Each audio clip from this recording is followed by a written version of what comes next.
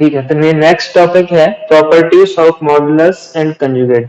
तो कंजुगेट हमने पढ़ा है, कंजुगेट कैसे आता है, आयोटा को माइनस आयोटा से रिप्लेस करके किसी कॉम्प्लेक्स नंबर में उसका कंजुगेट मिल सकता है। सिमिलरली मॉडुलस उसका मैग्नीट्यूड होता है, तो यहाँ पे मैग्नीट्यूड और कंजुगेट की कंबाइंड प्रॉपर्टीज कुछ पढ़ रहे हैं। तो कोई भी complex number z equals to x plus iota y है, where x y belongs r, तो उसका कंजुगेट z बार होता है वो x माइनस आयोटा y से दिया जाता है। इसकी कुछ प्रॉपर्टीज हमने पहले डिस्कस की हैं, उनको ऐसे ही लिखेंगे। तो पहले एक तो होता है कि कंजुगेट का भी कंजुगेट लिया जाए, कि अब ये z है, इसका कंजुगेट z बार x माइनस आयोटा y है, इसका कंजुगेट लेंगे तो आयोटा को माइनस आयोटा से रिप्लेस करेंगे तो ये आ जाएगा z। तो ये conjugate of complex number z, conjugate of conjugate will be the same complex number. Second है कि दोनों का मैग्नीट्यूड मॉडुलस बोलते हैं वो सेम होता है। ये चीज हम पहले भी डिस्कस कर चुके हैं।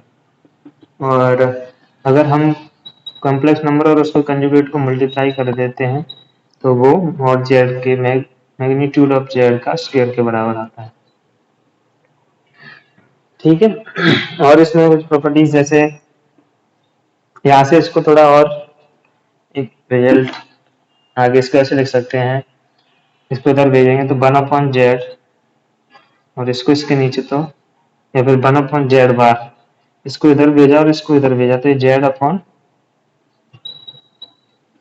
ऐसे आ जाएगा। इतनी किया है, इसको इसके नीचे और इसको इसके नीचे भेज दिया तो ये मिल जाएगा।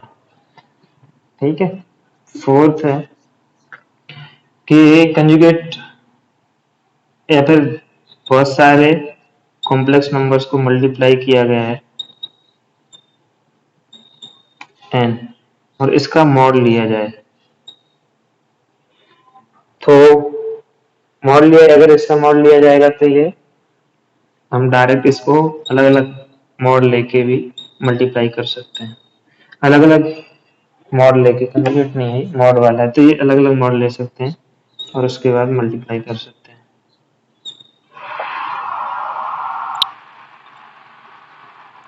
ऐसा केवल मल्टीप्लाई नहीं कर सकते हैं, समेशन दे रखा है तो समेशन में नहीं करेंगे।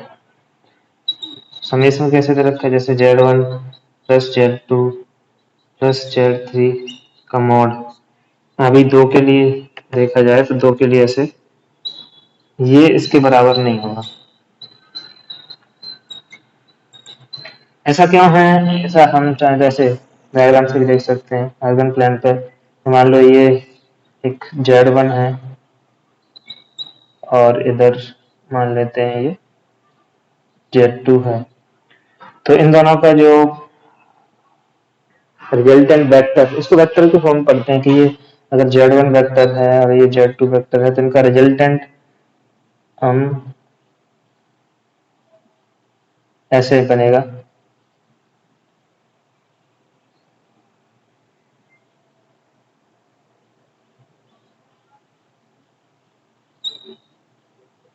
इनको नाम दे देते हैं, ये ओ, ये सी और ये बी। तो जो ओ ए और ओ बी का रिजल्टेंट वेक्टर है वो ऐसे ओ सी मिलेगा। तो ये भी ये जेड वन वेक्टर है तो ये भी जेड वन वेक्टर होगा और ये जेड टू वेक्टर होगा। ये हमने वेक्टर नहीं पढ़ा है। तो क्योंकि मैग्नीट्यूड, मैग्नीट्यूड का मतलब होता है डिस्टेंस, तो यहाँ पे अगर डिस्टेंस देखी जाए तो वो ओ सी है। ये जो लिखा है वो क्या वो बताएगा, ओ बी प्लस ओ सी, ये इक्वल नहीं होता है O B plus B C, ये ओ सी के इक्वल नहीं होता, क्योंकि ट्रायंगल रूल्स हमको पता है कि ये दो का सम हमेशा तीसरे से बड़ा होता है। ठीक है, और इसको आगे कुछ प्रॉपर्टीज में देखेंगे। फिफ्थ या सिक्स कंजुगेट की और प्रॉपर्टी, कंजुगेट में ऐसा हम कर सकते हैं z1 plus z2 plus z3 zn, और इसका कंजुगेट लेने के लिए बोला गया है तो हम अलग अलग कंजुगेट लेके ऐड कर सकते हैं।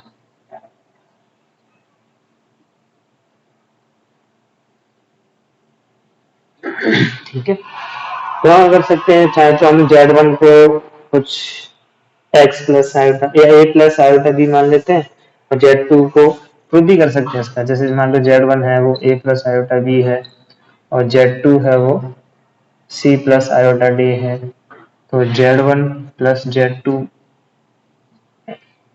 इनका अलग अलग कंजुगेट लिख लेते हैं पहले। Z1 का कंजुगेट होगा a माइनस आयोटा b, और Z2 का कंजुगेट होगा वो c माइनस आयोटा d होगा। तो दोनों को ऐड करते हैं Z1 प्लस Z2, तो ये आएगा a plus C plus iota times b plus D. और इसका अगर कंजुगेट लिया जाए Z1 प्लस Z2 होल का कंजुगेट, तो वो आयोटा को माइनस आयोटा से रिप्लेस करने के बाद आएगा। अगर हम Z1 बार प्लस Z2 बार को ऐड करके इसकी वैल्यू निकालें, तो ये सेम वैल्यू आएगी, minus iota times b plus D. तो ये प्रूफ चाहे तो देख सकते हैं, मैं नहीं लिख रहा, इसको याद रखना है। तो ये दो के लिए मैंने प्रूव किया है, एन के लिए भी कर सकते हैं। ये चीज कंजुगेट में मल्टीप्लीकेशन के लिए भी एप्लीकेबल है। Z1 multiplied with Z2 Z3 Zn equals to, इस पूरे का कंजुगेट अलग अलग कंजुगेट लेके कर सकते हैं मल्टीप्लाई।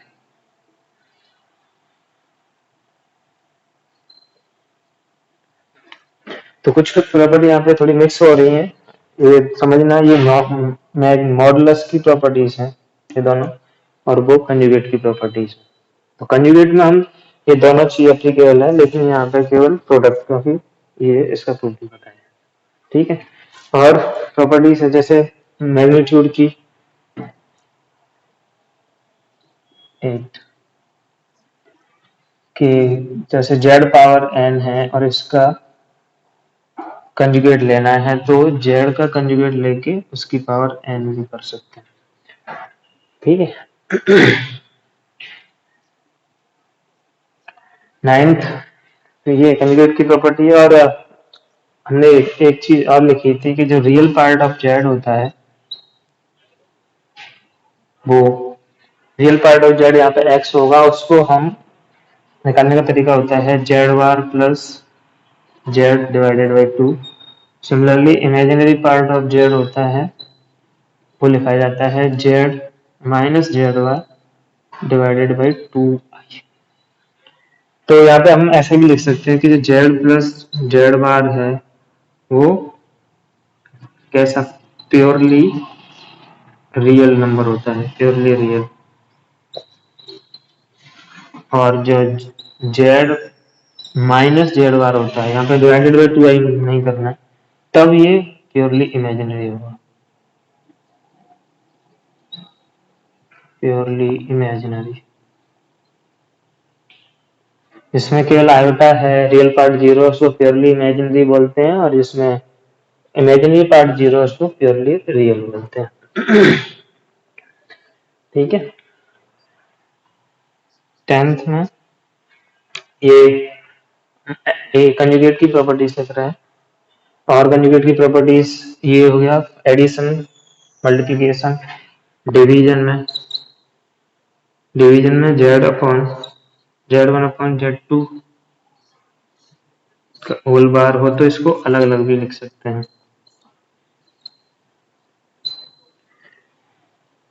ठीक है। पूरे पे दो यहाँ पे कंजुगेट में तीनों तीनों में एप्लीकेबल हो गई है, तीनों की चारों में हो जाएगी। यहाँ पे एडिशन की है, सब्ट्रैक्शन में भी कर सकते हैं। तो सब एडिशन सब्ट्रैक्शन में भी कंजुगेट की प्रॉपर्टी एप्लीकेबल है, प्रोडक्ट में भी है, और यहाँ पे हम देखें तो डिवीजन में भी है। दोनों का रेशो लिया जाए तो अलग अलग भी हम कंजुगेट लगा सकते हैं। लेकिन ये चीज मैग्नीट्यूड में या मॉडुलस की प्रॉपर्टीज हैं उसमें एप्लीकेबल सब जगह नहीं है। प्रोडक्ट में एप्लीकेबल है, एडिशन सब्ट्रैक्शन में नहीं है, और हाँ इसमें होगी। 11th में मॉड Z1/Z2 का होल का मॉड है, तो इसको अलग अलग भी कर सकते हैं।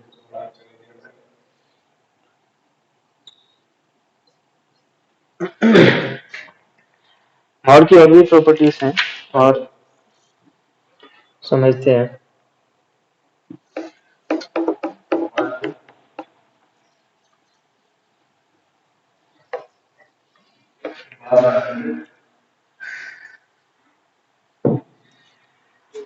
मोड की प्रॉपर्टीज में देखो 11 12 मोड की प्रॉपर्टीज में जैसे हमने वो अभी डायग्राम बनाया था कि ये बोला था इसको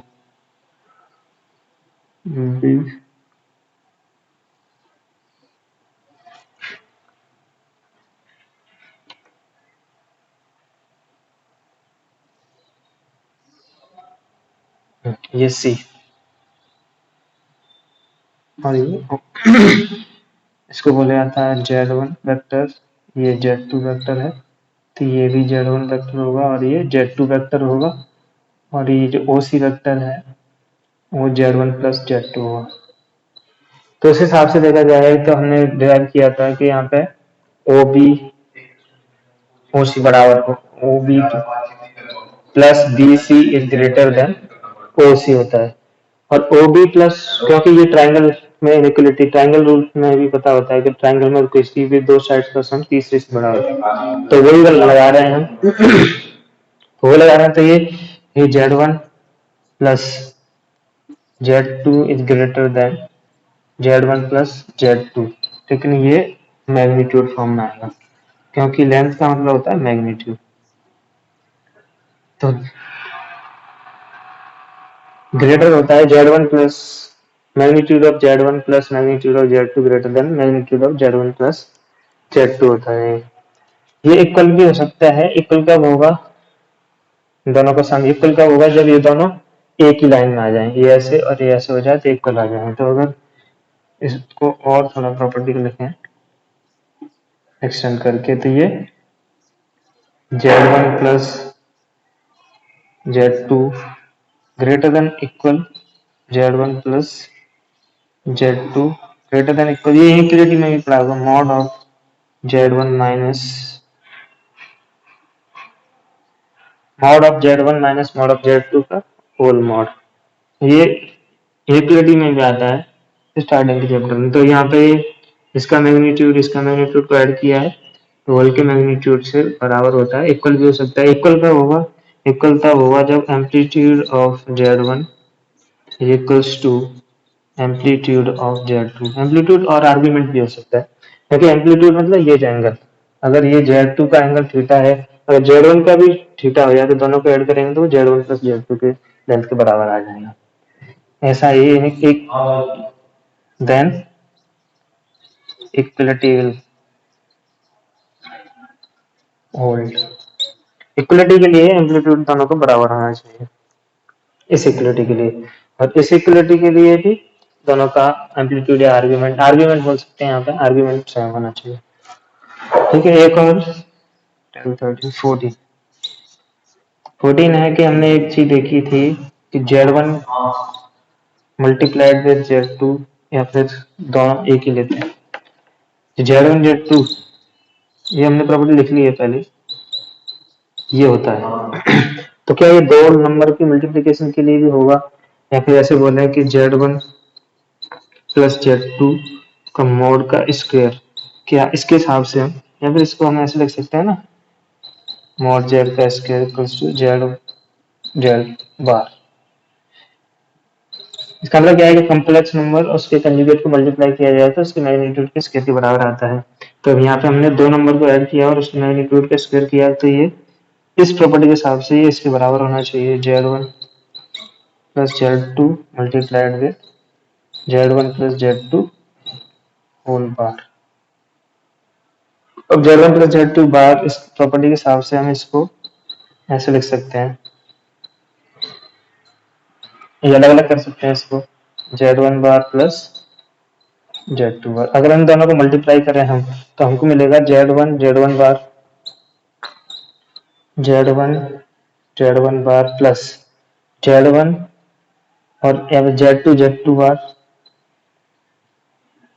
प्लस Z2 बार प्लस Z1 बार। ठीक है, यहाँ तक समझ में आया क्या किया है।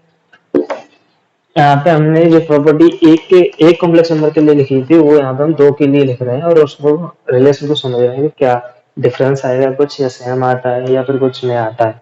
तो अब तक हमने ये लिखा है z1 प्लस z2 का मॉड का square equals to z1 plus z2 multiplied with z1 plus z2 के बार के बराबर होना चाहिए इस प्रॉपर्टी के हिसाब से।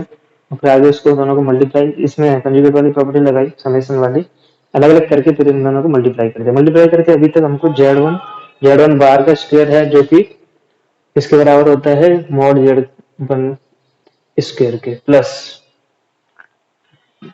ये z1 multiplied with complex number उसके कंजुगेट से मल्टीप्लाई किया गया है तो वो उसके मैग्नीट्यूड के स्क्वायर के बराबर होता है, तो वो हमने लिख दिया z1 स्क्वायर प्लस दूसरे को लिख सकते हैं z2 का मॉड का स्क्वायर प्लस ये z1 z2 बार है, z1 z2 बार प्लस ये z2 z1 बार है, z2 z1 बार।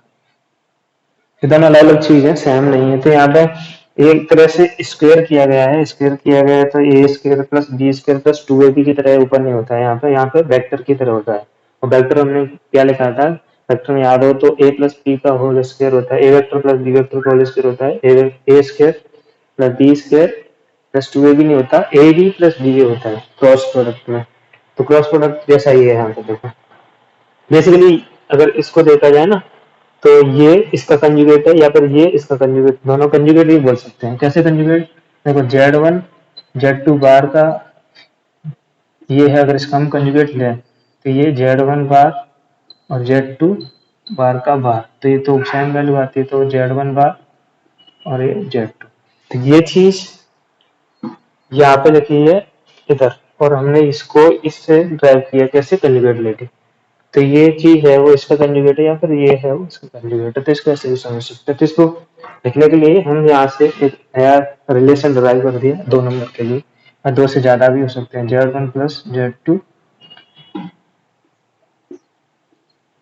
मॉड का स्क्वायर इक्वल्स टू, इसका भी रिटर्न है mod z square plus mod z2 square plus z1 z2 mod plus z2 z1 mod. ठीक है, ये याद रखना। ठीक है, तो ये प्रॉपर्टीज थी मॉडुलस एंड कंजुगेट की। कंबाइंड प्रॉपर्टीज हैं कि कंजुगेट लिया जाए तो और मॉड लिया जाए। काफी इंपॉर्टेंट प्रॉपर्टीज हैं ये, इनका बहुत डायरेक्ट क्वेश्चंस में यूज आता है, तो समझ के इनको लिखना है। कहीं पे कुछ डाउट हो तो पूछ लेना। नेक्स्ट प्रॉपर्टीज हैं आर्गुमेंट और एम्पलीट्यूड की, वो आसान है और उसमें से मैक्सिमम मैंने वहां पे जब पढ़ाए थे आर्गुमेंट और एम्पलीट्यूड की डेफिनेशन लिखी थी वहां पे करा दी थी।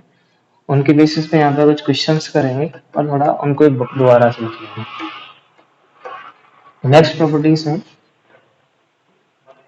properties of amplitude and argument of amplitude and argument।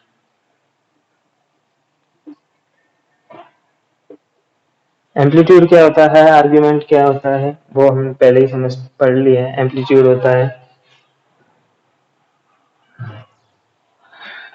Amplitude minus pi से पाई के बीच में होता है और आर्ग्यूमेंट उसमें 2 एंड पाई ऐड करने के बाद आता है। तो जो एम्पलीट्यूड है, एम्पलीट्यूड ऑफ जेड वो होता है tan इनवर्स, किसी भी tan inverse mod y upon x, क्योंकि अगर हम कॉम्प्लेक्स नंबर वही लिख रहे हैं x प्लस आयोटा y ले रहे हैं तो उसके लिए ये इसका एम्पलीट्यूड होगा। अगर इसी में बोल दिया जाए कि अगर इस k में इस z में k से मल्टीप्लाई कर दिया जाए तो क्या होगा इसका एम्पलीट्यूड, तो इसका एम्पलीट्यूड सेम रहेगा, चेंज नहीं होने वाला। क्यों नहीं चेंज होएगा, क्योंकि जब हम इसमें पूरे में k से मल्टीप्लाई कर रहे हैं तो यहाँ पे मॉड मॉड में के वाई अपन के जेड आए के एक्स आएगा तो के कट जाएगा तो बचेगा वो सेम वाई अपन एक्स, वो सेम ही रहने वाला। थर्ड थर्ड जो हमने पहले लिखी थी कि एम्पलीट्यूड ऑफ मल्टीप्लाई कर दिया जाए, ये हमने वहां पे लिखी थी z1 multiply with z2, prove किया था इसको दो नंबर लेके हमने ट्रिग्नोमेट्रिक फॉर्म में प्रूव किया था cos theta 1 plus cos theta 1 plus iota sin theta 1 इसको लिया था, और इसको लिया था R2 cos theta 2 plus iota sine theta 2। तो वहां पे प्रूव करके हमने इसको डिराइव किया था कि इनके एम्पलीट्यूड है वो ऐड हो जाते हैं। Amplitude of Z1 plus amplitude of Z2 plus amplitude of Z3 and amplitude of Zn। ठीक है, ये जब मल्टीप्लाई कर दे रखे हो, एडिशन में ऐसा कुछ नहीं होता है। और एम्पलीट्यूड ऑफ, अगर मल्टीप्लाई भी कुछ नंबर मल्टीप्लाई करके दे दिए जाए, इस पे क्वेश्चन भी किया था हमने Z4 Z5, तो इसकी वैल्यू होती है एम्पलीट्यूड ऑफ, जो न्यूमरेटर में होता है उनके एम्पलीट्यूड तो ऐड हो जाते हैं, और जो डिनोमिनेटर में लिखे हैं उनके एम्पलीट्यूड सब्ट्रैक्ट कर देते हैं। Amplitude of Z4 minus amplitude of Z5। ये चार एम्पलीट्यूड की एक और फिफ्थ लिख लेते हैं कि एम्पलीट्यूड ऑफ, हमको जेड पता है कि तो माइनस जेड का एम्पलीट्यूड क्या होगा। तो जेड हमारा अगर मान लेते हैं फर्स्ट क्वाड्रेंट में रहा होता, तो ये अगर माइनस ले लेते हैं इसके बाहर, तो ये फर्स्ट क्वाड्रेंट वाला थर्ड क्वाड्रेंट में चला जाता। थर्ड क्वाड्रेंट में चला जाता तो उसका एम्पलीट्यूड पहले वाले फर्स्ट क्वाड्रेंट में वाले का थीटा रहा होता, तो थर्ड वाले का क्या हो जाता है पाई, थीटा माइनस पाई। तो ये थीटा माइनस पाई मतलब amplitude of Z minus pi. ये तो एम्पलीट्यूड के लिए हो गया, लेकिन यहाँ पे अगर आर्ग्यूमेंट के लिए बोला जाए कि आर्ग्यूमेंट ऑफ माइनस जेड क्या होगा, आर्ग्यूमेंट ऑफ माइनस जेड, तो ये हो जाएगा आर्ग्यूमेंट ऑफ जेड,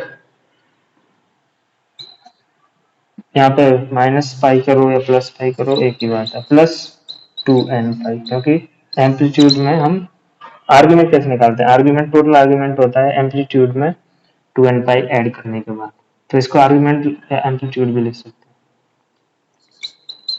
ठीक है, तो ये एम्पलीट्यूड हो जाएगा माइनस जेड का एम्पलीट्यूड ये है, इसमें 2n का ऐड कर दे तो ये आर्गुमेंट के लिए। क्वेश्चंस क्वेश्चंस कैसे हैं, इस पे क्वेश्चन करते हैं कि Z1 Z2 Z3 are unimodular complex number, then prove that.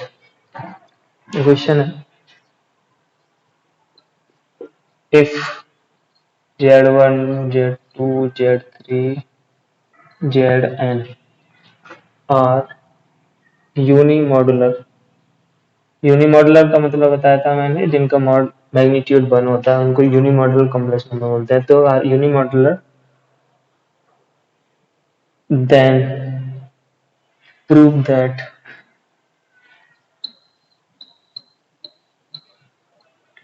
Z1 plus Z2 plus Z3 plus and so on Zn का मैग्नीट्यूड है वो 1 अपॉन इनके सम के बराबर होगा, equals to magnitude of 1 upon Z1 plus 1 upon Z2 plus 1 upon Zn। तो बोला गया है कि जो मैग्नीट्यूड है वो, इन सब का मैग्नीट्यूड है वो, इसका मतलब बोला गया है summation Z I equals to 1 where I equals to 1 2 3 n। इसका मतलब क्या है कि Z1 Z2 Z3 Z4 up to Zn सबका मैग्नीट्यूड है, इंडिविजुअल मैग्नीट्यूड है वो 1 है। तो ये प्रूव करके बताना है। अब ये प्रूव कैसे करेंगे, देखो सॉल्यूशन है कि जो Z1 है, हमको पता है एक हमने प्रॉपर्टी लिखी थी कि Z1 Z Z Z बार कैसे होता है, ये Z multiplied with Z bar equal to होता है मॉड Z का स्क्वायर।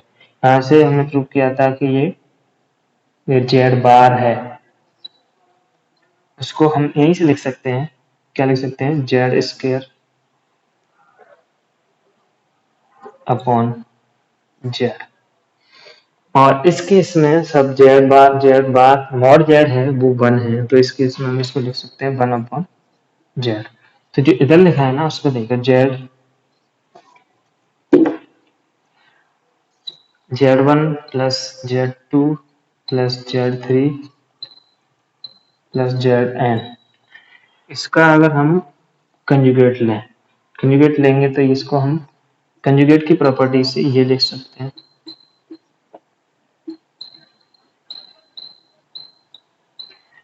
पूरे का कंजुगेट, ये प्रॉपर्टी लिखी है सीधी, हमने अभी लिखी थी कि सबका सम उसका कंजुगेट इंडिविजुअल का कंजुगेट लेके ऐड कर सकते हैं। अब ऐड कर लिया तो यहाँ से हमको पता है कि जेड बार है वो 1/z के बराबर है, इसका मतलब ये चीज है, इसको हम 1/z1 plus 1/z2 plus 1/z3 plus 1/zn लिख सकते हैं। इसका मतलब क्या है, ये चीज है वो उसके बराबर आ गई। अब दोनों साइड मॉड ले रहे हैं, टेकिंग मॉड बोथ साइड, और मॉड लेंगे तो इधर आएगा ये mod of z1 plus z2 plus z3 plus zn का बार, तो मॉड, और इधर आएगा mod of 1/z1 plus z2 1/z3 plus 1/zn का मॉड। ऐसा कुछ प्रूव करना नहीं, इसमें मैग्नीट्यूड है वो इसका कंजुगेट का है, इसमें कंजुगेट नहीं है। तो हमको यही पता है कि जो कंजुगेट है, एक प्रॉपर्टी और लिखी है कि जो मैग्नीट्यूड है वो कंजुगेट का और कॉम्प्लेक्स नंबर का सेम होता है ना, सेम होता है। तो इसको हम ये भी लिख सकते हैं, तो ये चीज इसके बराबर, तो ये चीज हमेशा नहीं बराबर होती, ये तभी बराबर होती है जब सबका इंडिविजुअल मैग्नीट्यूड है वो 1 हो, सेम नहीं हो, 1 हो, ये प्रूव होगा। ठीक है, नेक्स्ट क्वेश्चन करते हैं।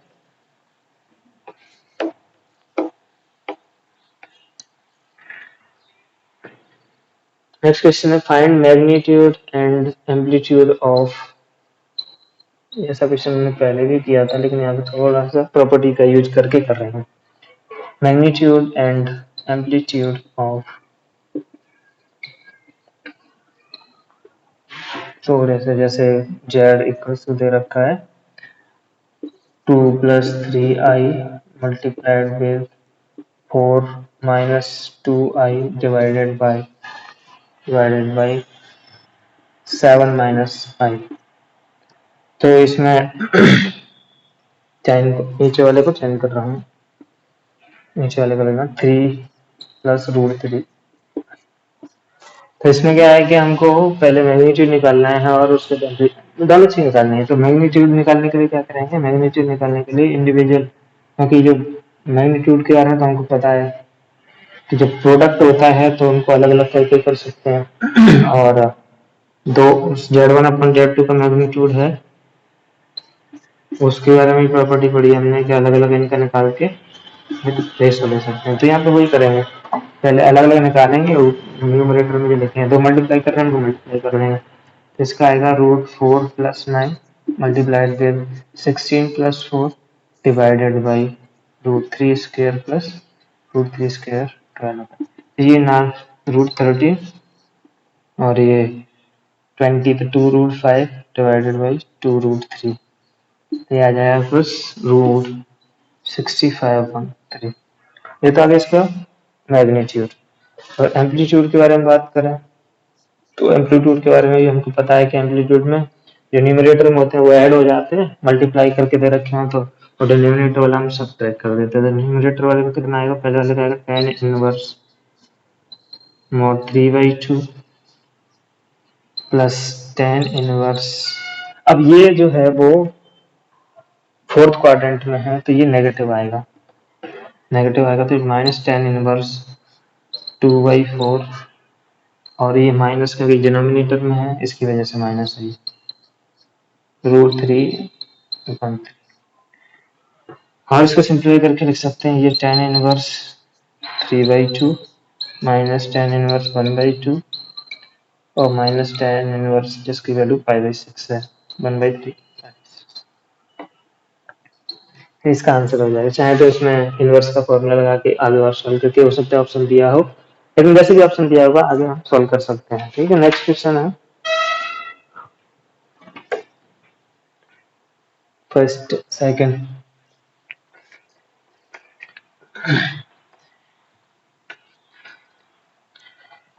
तो इस क्वेश्चन को करने का एक और तरीका होता है, क्या तरीका है कि इसको मल्टीप्लाई करो न्यूमरेटर में और ये डिनोमिनेटर है उसको हमको पता है कि डिनोमिनेटर में कभी भी आयोटा नहीं होना चाहिए, तो पहले इसके कंजुगेट से मल्टीप्लाई करेंगे तो ये सिंप्लीफाई हो जाएगा और ऊपर वाले को सबको मल्टीप्लाई कर देंगे तो फिर ये सिंपल एक x प्लस आयोटा वाई के फॉर्म में आ जाएगा। फिर वहां से हम उसका एम्पलीट्यूड निकाल सकते हैं, तब आंसर सेम आएगा।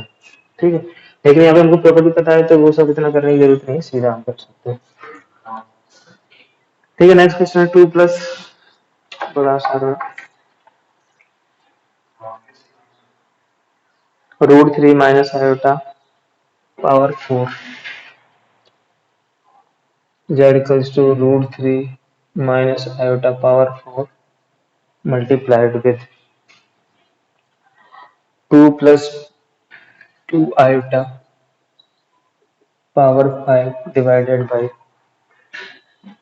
minus √3 minus 3 I power 3।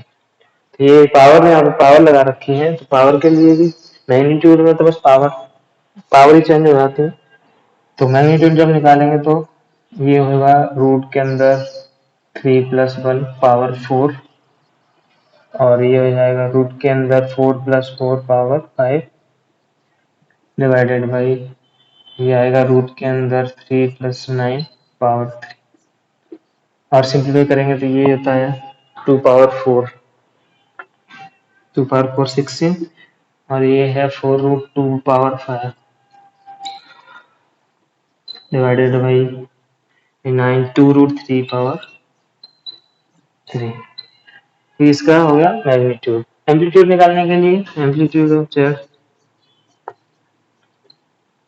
Amplitude निकालने के लिए तो पावर 4 है, पावर वाले में क्या करते हैं, पावर है वो आगे मल्टीप्लाई हो जाती है। पावर मल्टीप्लाई कब हो जाती है, ये हमने किया था, सॉल्व प्रूफ भी किया था इसका कि जेड पावर एन है एम्पलीट्यूड ऑफ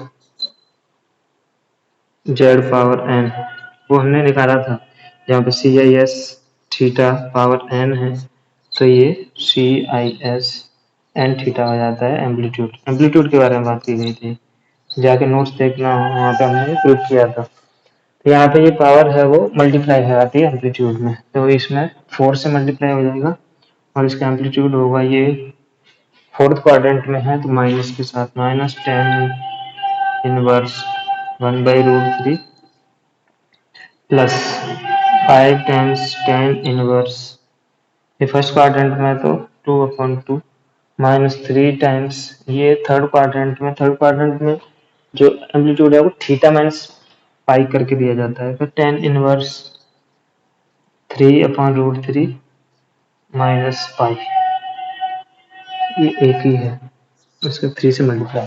इसको सिंप्लीफाई करके लिखेंगे तो ये -4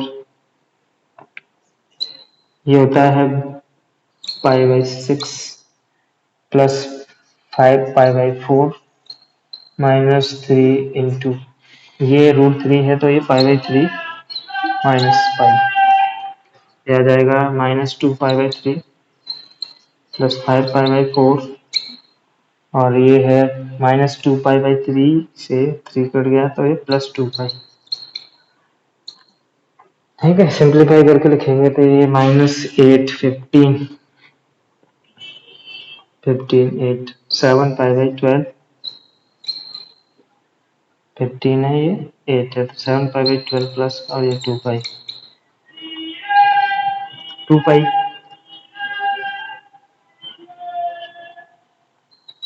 31π/2। अच्छा ये आंसर होगा क्या इसका, तो आंसर नहीं होगा ये, क्यों आंसर नहीं होगा, क्योंकि ये तो पाई से बाहर चला गया, एम्पलीट्यूड निकलना था ना, तो इसमें गड़बड़ क्या है चेक करना पड़ेगा। पहला है -2π/3, दूसरा 5π/4 और तीसरा 2π। कुछ तो कैलकुलेशन में क्या है, 8 -8 15 7π/12 प्लस 2π, तो 2π वाला पार्ट हटा देंगे। हाँ ये एम्पलीट्यूड है ना तो इतना 2π ये आर्गुमेंट निकल के आया है, एम्पलीट्यूड नहीं है, ये आर्गुमेंट निकल के आया था। अगर एम्पलीट्यूड, ये एम्पलीट्यूड नहीं है, ये आर्गुमेंट है, और एम्पलीट्यूड क्या होगा फिर, एम्पलीट्यूड वाले पार्ट में से 2 पाई माइनस कर देंगे। तो एम्पलीट्यूड देने के लिए हम ये 2 पाई वाला, क्योंकि 2 पाई ऐड करके आता है उसमें, तो कोई भी जो वैल्यू आ रही है उसमें से 2 पाई या 4 पाई या 6 पाई, पाई 2 पाई के इवन मल्टीपल्स हम माइनस करके एम्पलीट्यूड निकालते हैं। तो ये एम्पलीट्यूड, ये आर्गुमेंट आता है, हमेशा हमेशा याद रखना, ये आर्गुमेंट आता है। और एम्पलीट्यूड भी आर्गुमेंट होता है, एम्पलीट्यूड भी आर्गुमेंट होता है, लेकिन एम्पलीट्यूड है वो हमेशा माइनस पाई से पाई के बीच में होता है, और एम्पलीट्यूड आर्गुमेंट है वो दो 2 एंड पाई ऐड करने के बाद आती है। ठीक है।